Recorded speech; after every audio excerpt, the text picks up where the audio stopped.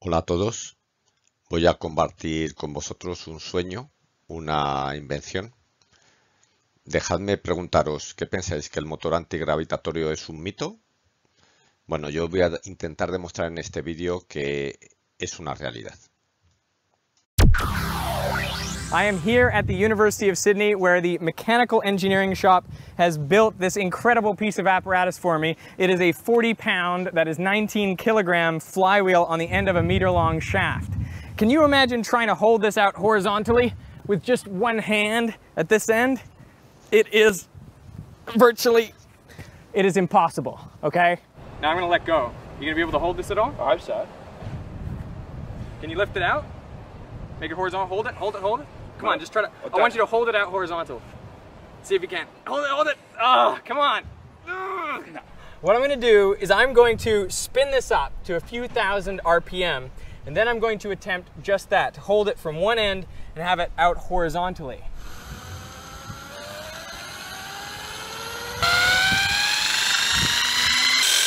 Five, four, three, two, one, boom. I'm going to let go with my left hand. What you'll see is that the shaft remains horizontal. You can see it going around there. It almost looks as though the wheel is weightless. How does this work? Well, instead of pulling the wheel down to the ground as you'd expect, the weight of the wheel creates a torque which pushes it around in a circle. You may recognize this as gyroscopic precession.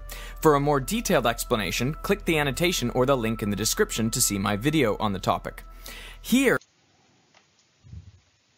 Cuando se aplica a la superficie de la Tierra. Y por otro lado, la de la fuerza centrífuga, que como veis depende también como la primera de la masa que hay aquí y de la velocidad angular y del radio, ¿de acuerdo? Vamos a estar trabajando con estas fórmulas a lo largo de todo este vídeo. Existen unas órbitas llamadas geoestacionarias en las que los satélites tienen la propiedad de que parece que están fijos en el cielo. En realidad lo que ocurre es que giran a la misma velocidad que la Tierra. Basándonos en las fórmulas que hemos visto antes, puesto que la masa, si nos damos cuenta de las dos fórmulas, M1 y M2, es la misma, voy a marcarlo con el puntero, ¿de acuerdo? En estas fórmulas, en esta igualdad que ponemos, se eliminan. Entonces nos queda una fórmula un poco enrevesada con varios términos, pero bueno, lo que se determina es que la distancia de la órbita geoestacionaria es una distancia de un radio fijo y concreto que no varía en función del peso del satélite. Esta distancia son 42.000 kilómetros, que hay que eliminar el radio de la Tierra, que son 6.000, con lo cual se nos queda en una distancia desde la superficie de la Tierra a la órbita geoestacionaria de 36.000 kilómetros. Para que os hagáis una idea de la larga distancia que es esta, comparadlo con la altura a la que vuelan los aviones, que son solo 10 kilómetros. Podemos poner un ejemplo muy sencillo en el que cogemos un cubo con agua y el objetivo es moverlo encima de nuestra cabeza girándolo lo más rápido posible y evitar que el agua se caiga. Si hacemos el cálculo para un cubo con 1 litro de agua que pesaría aproximadamente 1 kilo y hacemos el cálculo que tenemos aquí hecho de la velocidad a la que tendríamos que mover ese cubo, nos da las fórmulas un cálculo de que en un segundo tendríamos que moverlo desde la posición 1 a la posición 2. Obviamente os pinto aquí un brazo gordo porque hacer ese movimiento va a requerir mucha fuerza. Lo importante de este ejemplo es demostrar que la fuerza centrífuga en realidad es bastante fuerte. Lo que sí que nos exige es que la velocidad sea también importante. Bueno, pues directamente vamos a explicar cuál es el fundamento de este motor antigravitacional. Vamos a imaginar en el mismo ejemplo de antes que tenemos un cubo de agua y vamos a imaginarnos que en la posición de arriba ese cubo de agua estaría lleno de agua y que en la posición de abajo el cubo estaría vacío. Obviamente en el sentido de subida se iría llenando y en el sentido de bajada se iría vaciando. Bueno, pues si calculamos la fuerza centrífuga en el punto 1 y en el punto 3, vemos que es distinta porque la masa es distinta. Con lo cual tenemos un concepto nuevo que se llama incremento de fuerza centrífuga, con la peculiaridad de que es mayor en la parte de arriba que en la parte de abajo. Eso lo que nos indica es que va a haber una fuerza centrífuga neta que va a impulsarnos para arriba. Las fuerzas laterales se van a eliminar porque aproximadamente son del mismo valor. Entonces, fijaros que hemos descubierto una especie de fórmula o de ecuación que nos da un incremento de fuerza centrífuga en un sentido para arriba, siempre y cuando exista esta diferencia de masas entre el punto 1 y el punto 3. Llegados a este punto en el que hemos expuesto en qué se basa nuestro motor antigravitatorio, es importante pensar en que si yo esta masa la dejo fija y lo que cambio es el radio, el funcionamiento del motor antigravitatorio sería igual. Por eso se diferencia como caso 1 en el que lo que variamos es la masa y como caso 2 en lo que variamos es el radio. Pero en ambos casos tendríamos el mismo motor antigravitatorio. Fijaros que en la fórmula gravitacional aparece una masa 2 que es diferente a la masa 1.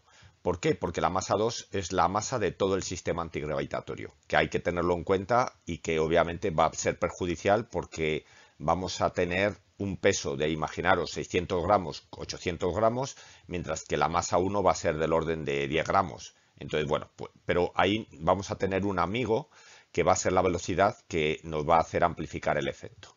Ya lo veréis más adelante. Como se suele decir, la parte teórica es siempre la fácil. Lo difícil es hacerlo que funcione.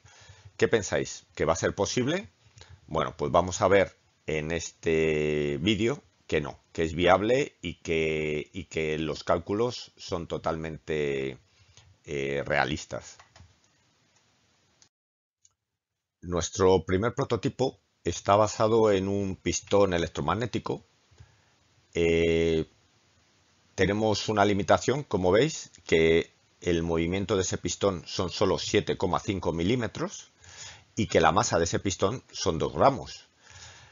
Ante estos parámetros tan pequeñitos, uno duda mucho de que este sistema pueda funcionar. Pero fijaros en un detalle que si hacemos girar el disco principal a 1800 revoluciones por minuto, o lo que es equivalente a 30 vueltas por segundo, y aplicamos estos parámetros en la fórmula, con una masa del sistema de 400 gramos, nos da una fuerza centrífuga de 0,53 newton, y eso sí, la fuerza de gravedad es casi 4 newton, con lo cual nuestro sistema falla. Pero os planteo esta duda porque vamos a ver en la siguiente presentación que algo nos puede favorecer. Hasta ahora no habíamos considerado la posibilidad de que en vez de poner un solo pistón podríamos tener 8 distribuidos concéntricamente y de manera simétrica para evitar excentricidades. Si incrementamos este incremento de fuerza centrífuga por 8, ya sí que nos supera la fuerza gravitacional. Estamos pues ante un sistema que sería antigravitatorio y que podría flotar en el aire.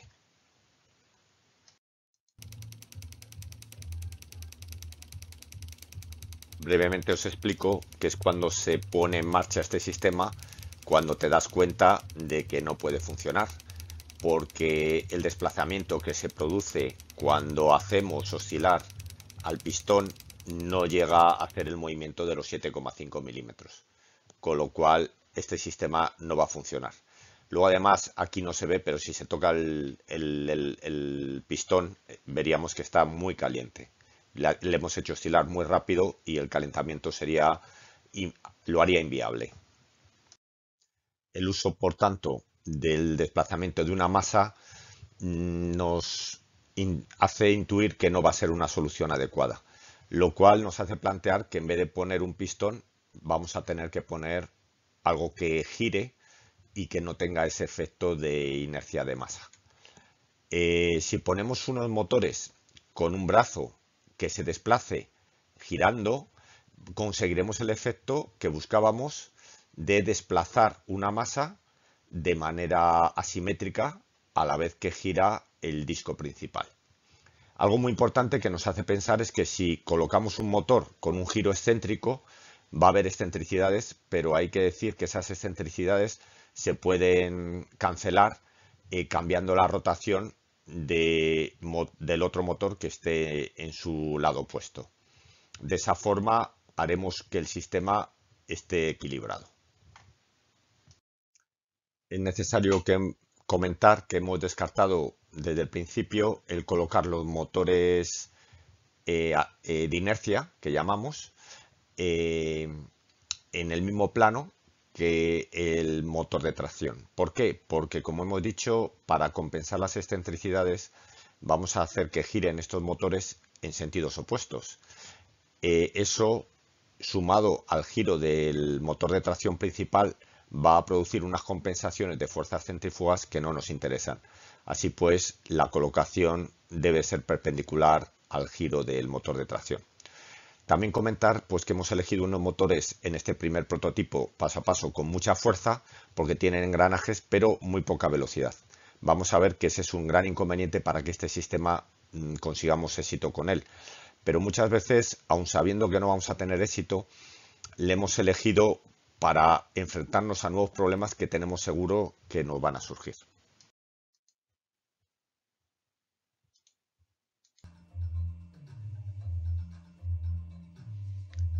Como veis, nos hemos puesto manos a la obra. Lo primero que hemos hecho ha sido diseñar el circuito y comprobar que podíamos hacer un circuito electrónico que permitiera a todos los motores girar a la vez. Luego hemos pasado al diseño de la estructura y por último el sistema ya completo, que cuando lo hemos montado nos hemos dado cuenta que nos hemos olvidado de colocar el motor principal de giro. En realidad pensábamos colocarlo exterior, pero si el sistema tiene que ser autónomo, tiene que estar incorporado con el propio sistema.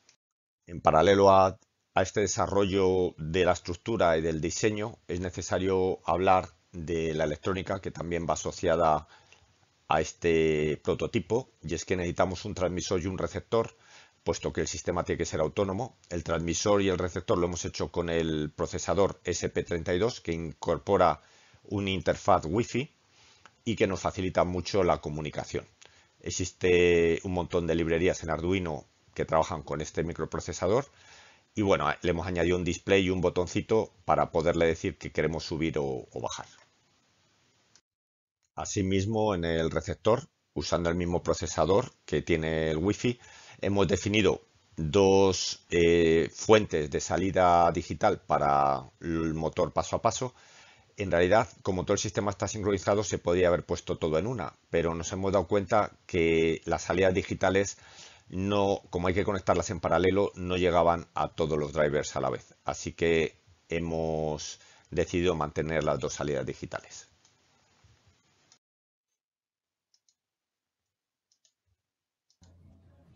Tenéis aquí una primera prueba de este prototipo con los motores de tracción ya incorporados.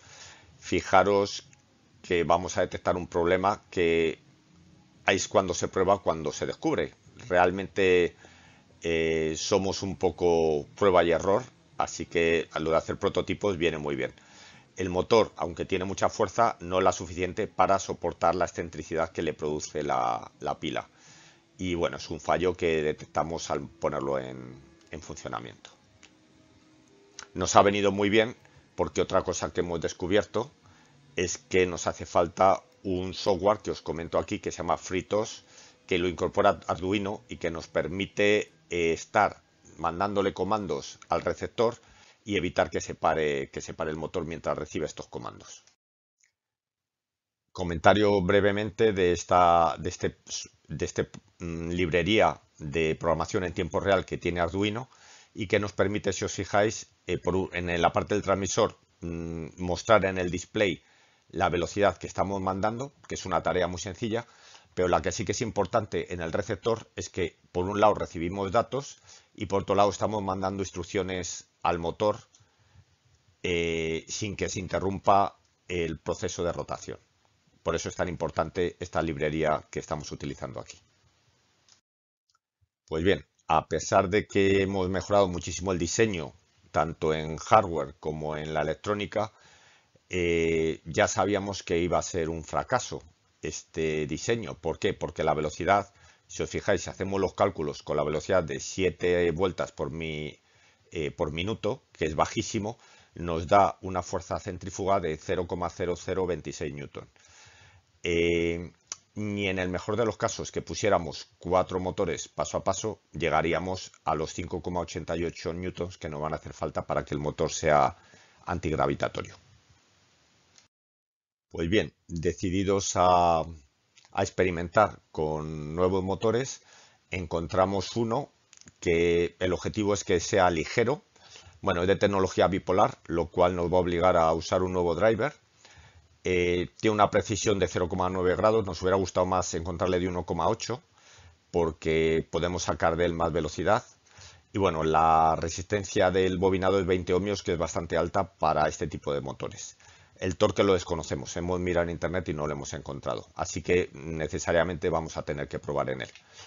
Este tipo de driver que necesita este motor tiene una peculiaridad, y es que hay que limitarle la corriente máxima para que no se estropee este driver.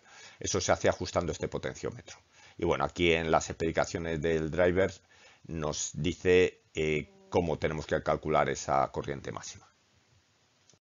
Este driver, a la hora de mandar comandos al motor, es mucho más sencillo. Fijaros que solo tiene 2 hilos y a priori vamos a conectar todos los drivers en paralelo. Hemos probado solo con 4 porque solo nos han llegado 4 motores, pero bueno, en su momento probaremos con los 6. Fijaros algo muy importante, y es que soportan niveles lógicos de 3 voltios, que es lo que nos da el SP32, con lo cual todo nos cuadra a la perfección. Luego también fijaros que si hiciera falta cambiar el sentido de giro, nos basta cambiar el 2B por el 2A y ya automáticamente cambia el giro del motor.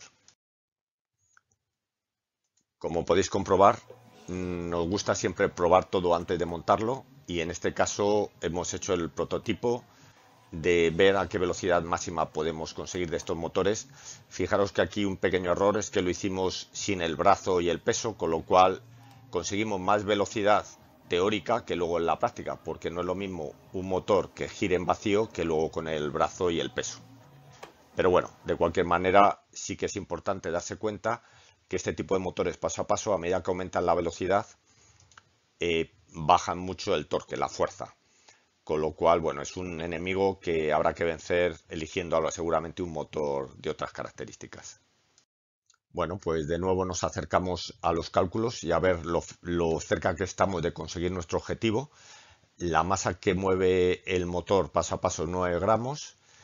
El radio es 4,5, que multiplicado por 2 es 9 centímetros. La masa del sistema total 800 gramos. Y la velocidad máxima que vamos a conseguir es 250 revoluciones por minuto, que son, haceros idea, dividimos entre 60, pues aproximadamente 4 revoluciones por segundo. Vemos que de lejos está, incluso aunque pongamos 4 motores, alcanzar los 7,84 newtons de la fuerza gravitatoria. Pero eso no nos desanima, porque vais a ver a continuación que para conseguir nuestro objetivo, con una velocidad del doble justo, 500 revoluciones por minuto, es decir, pasar de 4 vueltas a 8, 6 por 8, 48, conseguiríamos vencer a la fuerza gravitatoria. Es decir, estamos ya muy cerca de conseguir el motor antigravitatorio con esta idea que hemos desarrollado.